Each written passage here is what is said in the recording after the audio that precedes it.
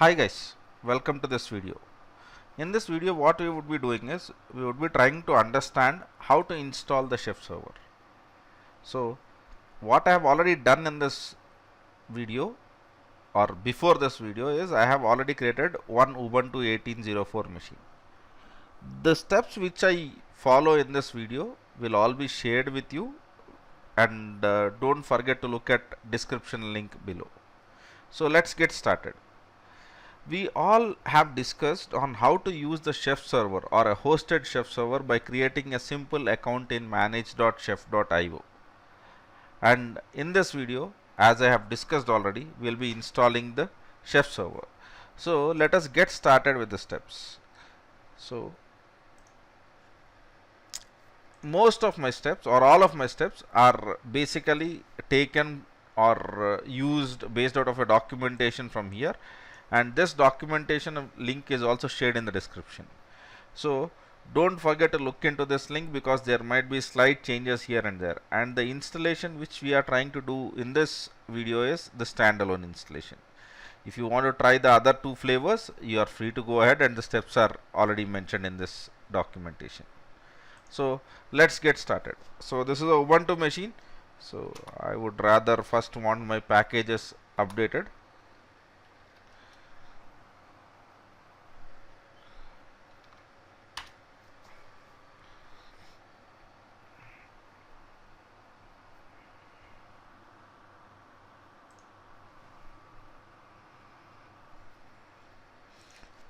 Now let me get into the temp folder where I'll be downloading the chef version. So where do I get the chef version? Again, from here, if you basically go and read through all the documentation, he tries to tell that you can go into the package over here. Okay, and from here, if you look at, this is the Ubuntu package. I'm using Ubuntu machine. If you are using any Red Hat flavor, probably you can go into the Red Hat flavor and download that particular or take that particular link and then get started. So let me basically take the URL from here. I'm using Ubuntu 18, so I'll be taking this URL. So and I'll be downloading that.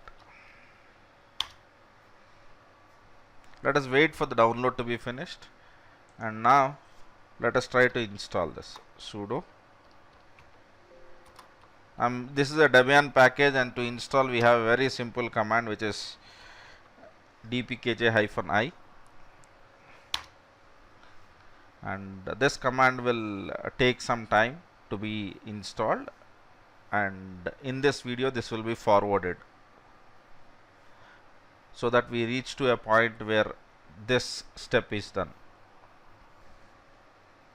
Okay, it is done. Now let us execute a command to start all the required chef services. Accept the license agreement. This command also will take a little bit amount of time. We will wait for this command to be completed so that all the services are started. Okay, chef has been installed and all the services have been started. If you have closely observed the output, chef uses the recipe execution to install itself. Now let me try to navigate to my chef server's URL. So this is my server's DNS name. If you are using AWS, you could probably take the IP address also. So I'll be taking https:// and initially you will get this notification saying that okay, this connection is private. Yeah, our certificates are not verified. So that's absolutely okay. Now if you go to this, we'll be saying yeah. So this is a page which we look at. This is a strange page. This is generally not the page what we look, okay, because we have certain steps still pending. The first pending step is we need to create users, and this UI which we generally look at manage dot chef dot io. Okay, so this is how generally the login which we are used to, right? So this comes with one component of chef, right, which is called as chef manage. We need to install that component, and before that we need to create a user, and we need to attach that user to an organization. So let us proceed. So I'll try to use that. Okay, right. So now let me create a user.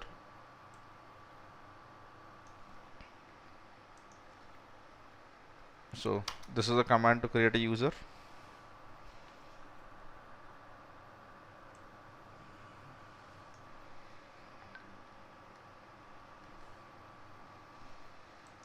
Now once I create the user, then I am creating the organization right now. So now let us install the chef manage component. Chef manage component installation is by using a command sudo chef server control install chef manage. Now let us start the chef services. We are reconfiguring the chef server, and once we have done that, we need to reconfigure the chef manage also.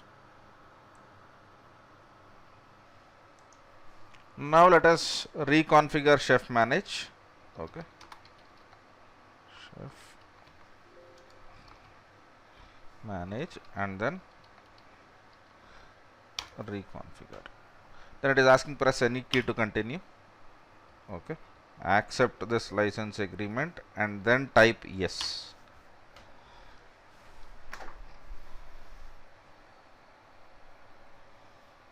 Once these commands are executed, we will be seeing the familiar UI which you and me are used to. I think we have done all of the stuff. Now let us go back, look at our UI. Our UI was looking something like this. Now let me refresh this. Now is it looking familiar? Okay, now let me log in with the IDs which I have created.